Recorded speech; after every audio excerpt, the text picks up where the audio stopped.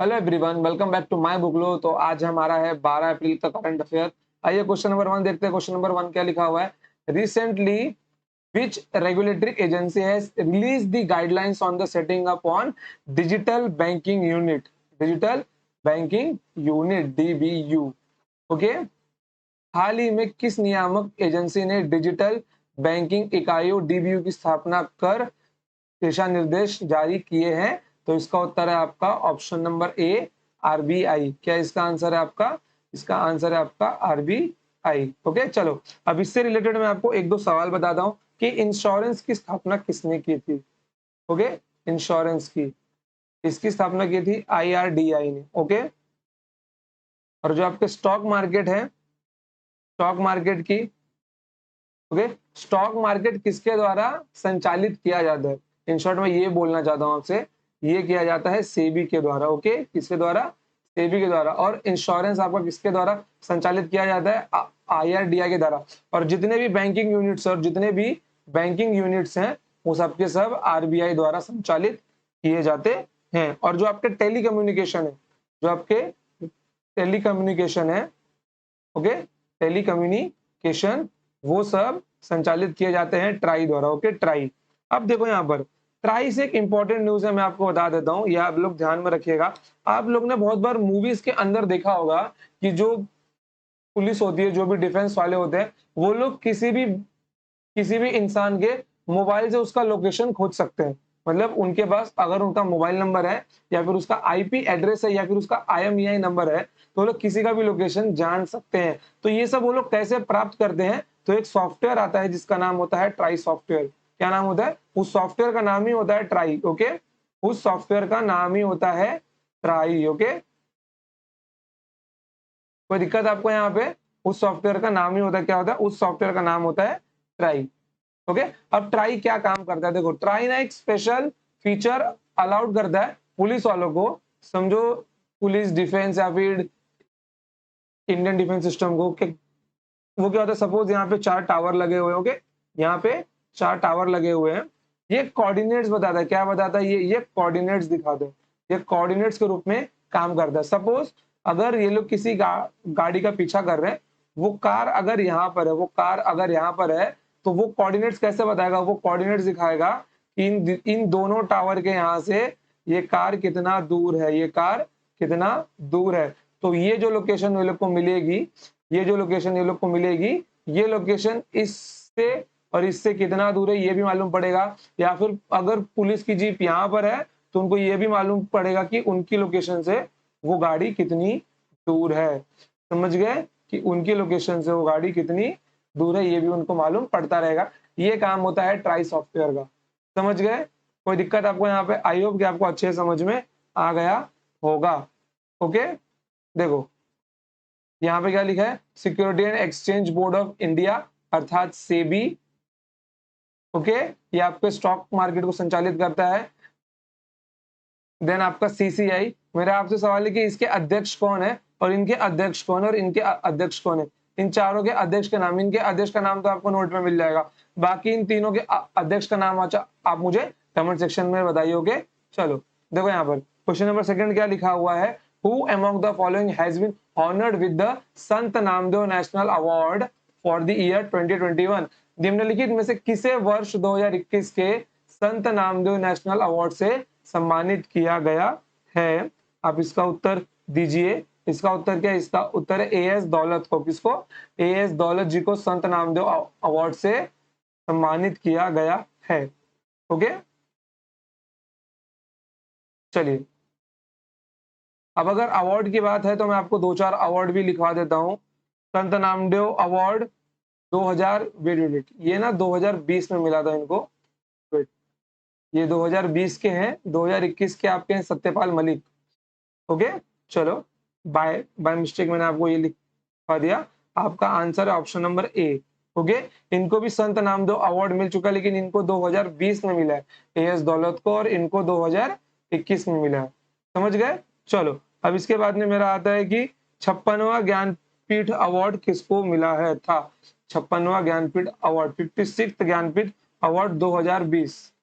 Okay, ये जो सवाल है आपका, ये रिसेंटली सीडीएस के पेपर में पूछा गया था कि 56वां ज्ञानपीठ अवार्ड 2020 किसको मिला था? ये मिला था नीलोमणि फुकन को। किसको? नीलोमणि फुकन को मिला था, नीलोमणि फुकन को। ओके, और 57th ज्ञानपीठ अवार्ड किसको मिला था? वो आपका मिला था दामोदर मोजो को। किसको? दामोदर मोजो को। ओके, अब ये क्वेश्चन सीडीएस में पूछ लिया गया है, तो चांसेस कम है कि आपके एसएससी में पूछे जाएंगे, लेकिन उससे जो नीचे ग्राउंड लेवल के एग्जाम होते हैं उन पे पूछ सकता है ये क्वेश्चन। ओके, दामोदर मोजो। चलिए क्वेश्चन नंबर 3 देखिए। क्वेश्चन नंबर 3 क्या है? India has contributed how much amount to UNESCO fund for elimination of doping in sport. Bharat ने खेल में डोपिंग उन्मूलन के लिए यूनेस्को के कोष में कितनी राशि का योगदान किया है? बताइए कितनी राशि का योगदान किया है? उसने किया है $72,124। ओके, $72,124 का। ओके, चलिए क्वेश्चन नंबर 4 देखिए क्या लिखा हुआ है। The world bank and Asian infrastructure investment bank AIIB will provide a loan of ₹7,500 crore for the mission school of excellence project of which state? विश्व बैंक और Asian infrastructure investment bank AIIB किस राज्य के mission school of excellence project के लिए 7,500 करोड़ रुपए का ऋण प्रदान करने वाला है? बताइए किस राज्य के लिए ये ऋण प्रदान किया जाएगा? किस राज्य के लिए?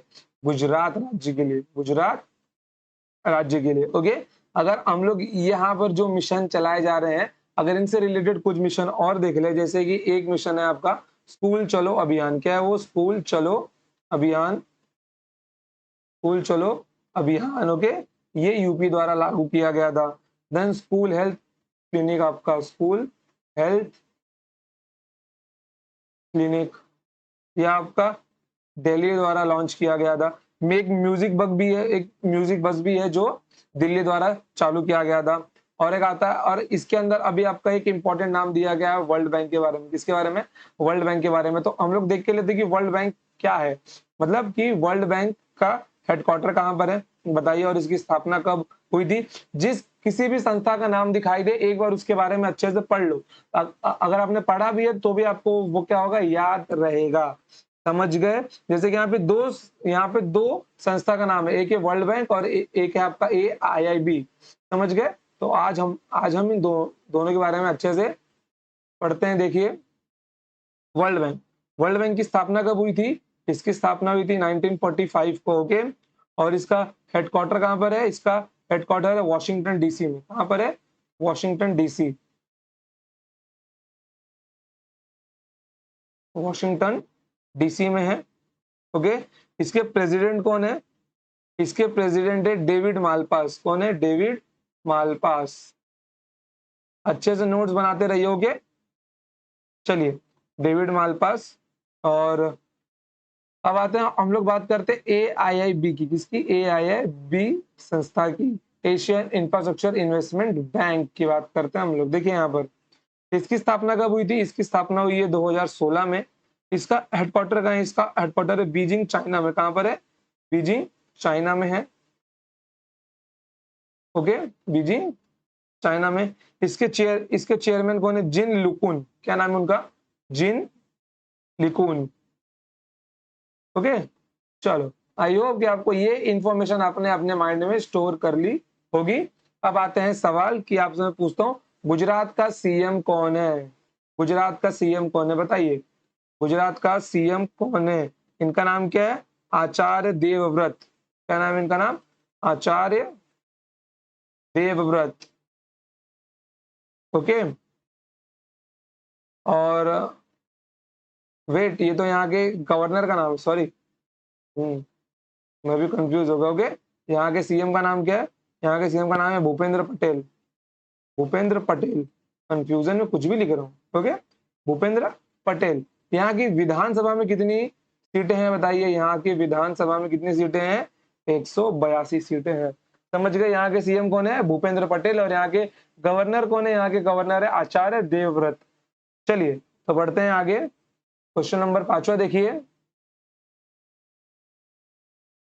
उत्तर प्रदेश सरकार ने सार्वजनिक निजी भागीदारी मोड के तहत निम्नलिखित में से किस जिले में मेडिकल कॉलेज स्थापित करने के लिए एक समझौता ज्ञापन पर हस्ताक्षर किया है? The Uttar Pradesh government has signed an MOU for setting up medical college in which of the following district under public private partnership mode? बताइए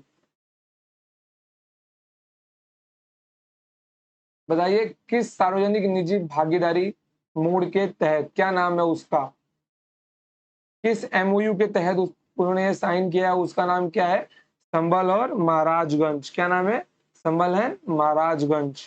क्या क्या नाम है उनका? संभल है महाराजगंज। चलिए आई होप कि आपको ये अच्छे से याद हो गया। वो देखिए ये सब ना स्टैटिक जीके वाले सवाल आपको अच्छे से याद कर लेने चाहिए कि उत्तर प्रदेश गवर्नमेंट ने एमओयू कहाँ पे साइन किया है, किसके साथ में साइन किया है। ओके चलिए क्वेश्चन नंबर 6 को देखिए। क्वेश्चन नंबर 6 क्या लिखा हुआ है मेरा? क्वेश्चन नंबर 6 लिखा हुआ है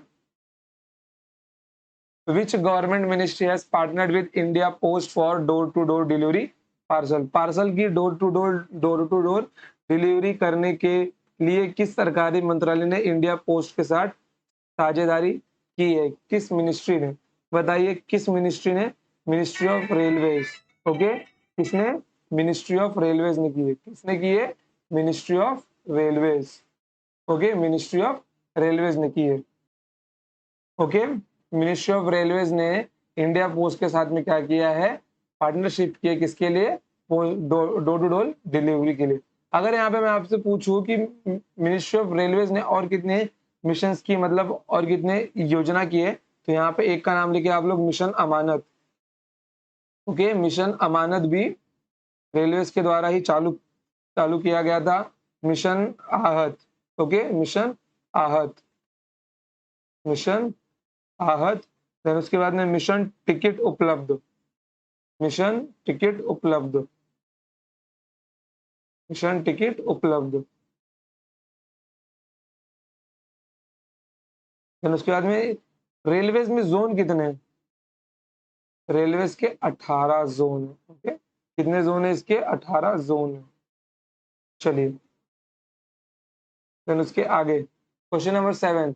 recently which country has hosted the clean energy ministerial CEM in short senior officers meeting in the year 2022? हाल ही में किस देश ने वर्ष 2022 में स्वच्छ ऊर्जा मंत्री स्तरीय वरिष्ठ अधिकारियों की बैठक की मेजबानी की है? बताइए किस देश ने की है? Option number D. भारत का सवाल है तो भारत ने ही की होगी। Okay option number D. Okay कोई दिक्कत यहाँ पे आपको? कोई नहीं है। यहाँ पे मैं आपसे एक चीज बोलूंगा, इसके अंदर आपके क्या आएंगे? इसके अंदर आपके एसडीजी आएंगे। तो एसडीजी के एसडीजी के अंदर जो टॉप के 7 है, जो टॉप के 7 लक्ष्य है, जो टॉप के 7 लक्ष्य है वो आप पढ़ लीजिए। मैं यहाँ पे आपको कुछ लिखवा देता हूँ। उनमें सबसे पहला है no poverty. Okay no poverty. दूसरा है जीरो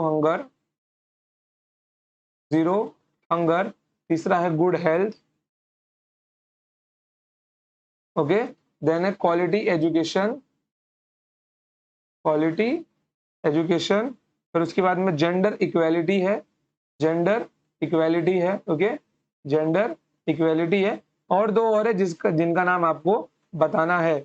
एसडीजी की जो रिपोर्ट थी, एसडीजी की जो रिपोर्ट थी 2022 की, 2022 की, इंडिया की उसमें रैंक कितनी है? इंडिया की उसमें रैंक है 120 की। कितना रैंक है इंडिया का? 120 रैंक है। समझ गए? कोई देश, कोई डाउट है इसके अंदर नहीं है? चलिए अगले सवाल पे जाते हैं। निम्नलिखित में से किस राज्य में पशुपालन और डेयरी विभाग ने वन हेल्थ सपोर्ट यूनिट द्वारा वन हेल्थ फ्रेमवर्क को लागू करने के लिए एक पायलट प्रोजेक्ट शुरू किया? एक पायलट प्रोजेक्ट शुरू किया। तो इसका आंसर आपका उत्तराखंड। क्या है इसका आंसर?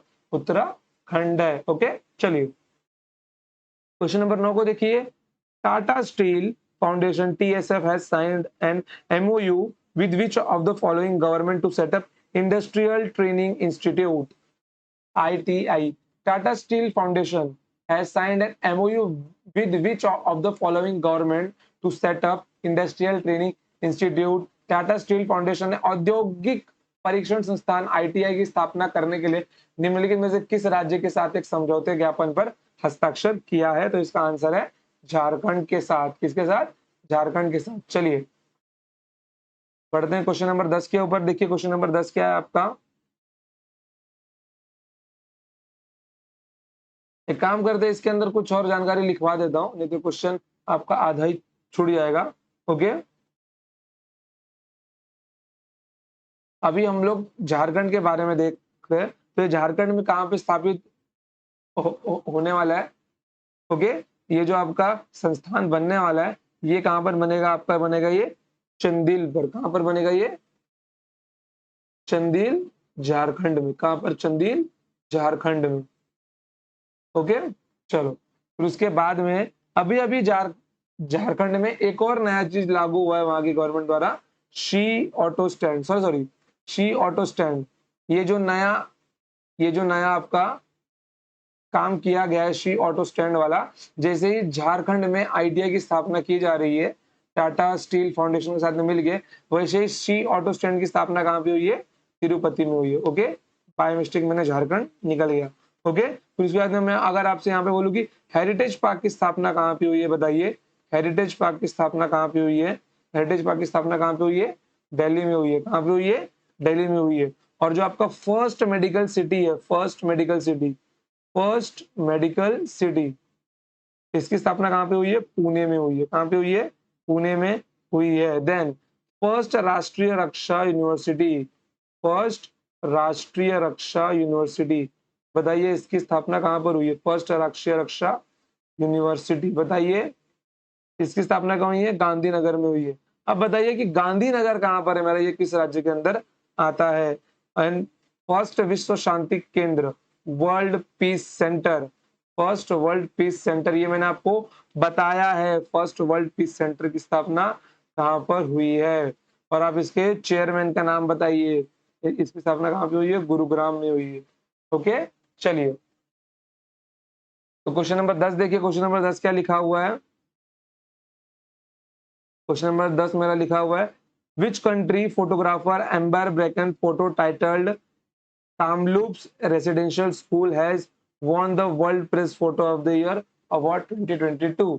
किस देश के फोटोग्राफर आम्बेर ब्रेकन की तस्वीर, किस देश के फोटोग्राफर आम्बेर ब्रेकन की तस्वीर कामलूप्स रेसिडेंशियल स्कूल ने world press photo of the year award 2022 जीता है? बताइए। ओके, बताइए इसका आंसर क्या आएगा? कनाडा है इसका आंसर। क्या है इसका आंसर? कनाडा। सारे पंजाबियों का एक देश, कनाडा। ओके, तो हर पंजाबी लगभग यहाँ पे जाके काम करना चाहता है लगभग। ओके, चलिए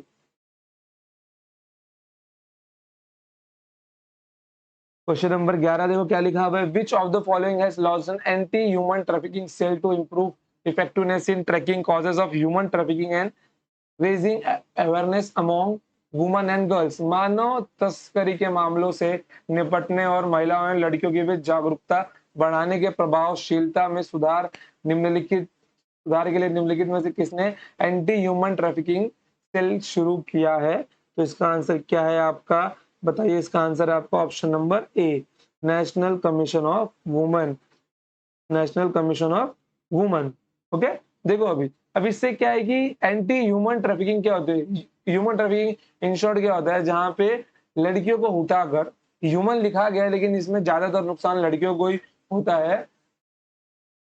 तो इससे क्या होता है मालूम है? इसमें लड़कियों को ट्रांसफर किया जाता है या फिर उनको सेक्स स्लेव बना के सेल किया जाता है। ओके, तो इसकी स्थापना तो ये किसने चालू किया? ये चालू किया है national commission of for women ने। तो ये जो नेशनल कमीशन फॉर वुमेन है एनसीडब्ल्यू, मैं अगर आपसे पूछूं कि इसका हेडक्वार्टर कहाँ पर है, इसकी हेड कौन है? ओके, और ये बना कब था, ये सब बताइए आप लोग। ओके, और इसकी फर्स्ट हेड कौन थी? इनकी इसकी फर्स्ट हेड कौन थी? ओके, ओके, बताइए इसका हेडक्वार्टर कहाँ पर है? इसका हेडक्वार्टर है न्यू दिल्ली में। कहाँ पर है? न्यू दिल्ली में। इसकी हेड कौन है रिसेंट की? रेखा शर्मा। कौन है? रेखा शर्मा। ये बना कब था? ये बना था 1992 में, और इसकी फर्स्ट हेड कौन थी? जयंती पटनायक। क्या था उनका नाम? जयंती पटनायक। ओके। और एक और बात अगर मैं यहाँ पे आपसे करना चाहूँ दोस्तों, तो आप सब देखते हैं कि आप सब जिस शहर में रहते हैं वहां पर भी ह्यूमन ट्रैफिकिंग की जाती होगी या फिर चालू ही होगी। अगर मैं मुंबई सिटी की बात करूं, अगर मैं मुंबई सिटी की बात करूं, तो वहां पे एक जगह है रेड क्रॉस एरिया करके। क्या नाम है उसका? रेड सिटी, ऐसा ऐसा कुछ तो नाम है। मेरा सवाल ये है कि उस राज्य की गवर्नमेंट उस चीज को बंद क्यों नहीं करवा सकती? क्योंकि वहां की गवर्नमेंट को ये चीज प्रॉपर पता है कि यहाँ पर ये गलत काम किया जाता है, यहाँ पर ये गलत काम किया जाता है। मैं किस गलत काम की बात कर रहा हूँ ये आप सबको पता है। तो वहां की वो राज्य की गवर्नमेंट, उस स्टेट की गवर्नमेंट उस चीज को बंद क्यों नहीं करवाती है? मेन चीज ये है, क्योंकि आप सब देख रहे हो कि आज का जो समाज है, आज का जो समाज है, अगर असलियत में मैं बात करूं समाज की, तो समाज असलियत में अंदर से काला पड़ चुका है। असलियत में अंदर से समाज काला पड़ चुका है, क्योंकि वो किसी के विकास होने में आज उसका कुछ योगदान ही नहीं है। पॉस्को जैसे अगर एक्ट निकाले जा रहे हैं, अगर पॉस्को जैसे कानून बनाए जा रहे हैं, पॉस्को आप सबको पता ही होगा। अगर इस कानून की जरूरत पड़ रही है अपने देश में, अगर इस कानून की जरूरत पड़ रही है अपने देश में, तो आप सब समझ गए होंगे कि इस देश और दुनिया पतन की ओर चल चुका है। ओके। तो मेरा आपसे यही मानना है कि अगर आप लोग गवर्नमेंट जॉब में जाना चाहते हो, तो सिर्फ पैसे कमाने के उद्देश्य से मत जाइए। आप सब ये सोच के जाइए कि मैं समाज के अंदर कुछ बदलाव लाऊंगा, मैं समाज के अंदर कुछ बदलाव लाऊंगा, तभी इस सरकारी नौकरी के अंदर आप घुसिए। नहीं तो सरकारी नौकरी के अंदर अगर आप लोग पैसा कमाने जाएंगे, तो पैसा तो आप किसी भी तरीके से कमा सकते हैं, समझ गए? अगर आप ये सोच के जाते हैं कि सेफ जॉब है, सेफेस्ट है, कोई रिस्क नहीं जॉब के अंदर, वो अच्छी बात है। इंसान को अपने बारे में उतना सोचना चाहिए। लेकिन वो सरकारी जॉब में अगर गया है, तो सरकारी जॉब का मतलब होता है कि वो सरकार के किसी काम में आएगा। सरकार के काम में आएगा मतलब वो किसी न किसी रूप में देश के काम में भी आएगा। तो मेरा बस मानना यही है, अगर आप सरकारी नौकर है या सरकारी काम में है, अगर आपके पास कुछ पावर्स है, अगर आपके पास कुछ पावर्स है, या फिर आप किसी पावरफुल पावरफुल पोस्ट के लिए तैयारी कर रहे हैं, जैसे कि आप लोग अगर सीबीआई ऑफिसर, एनआईए ऑफिसर बनने के लिए तैयारी कर रहे हैं, तो ट्राई कीजिए कि आपका कुछ ना कुछ योगदान हो इस समाज को ठीक करने के लिए। ओके। समझ गए आप लोग? मैं समझ गए आप लोग कि मैं क्या बोलना चाहता हूँ? सरकारी नौकरी तभी ज्वाइन कीजिएगा, नहीं तो पैसे पैसे कमाने के और भी रास्ते हैं इस देश के अंदर। समझ गए? चलिए बढ़ते हैं आगे।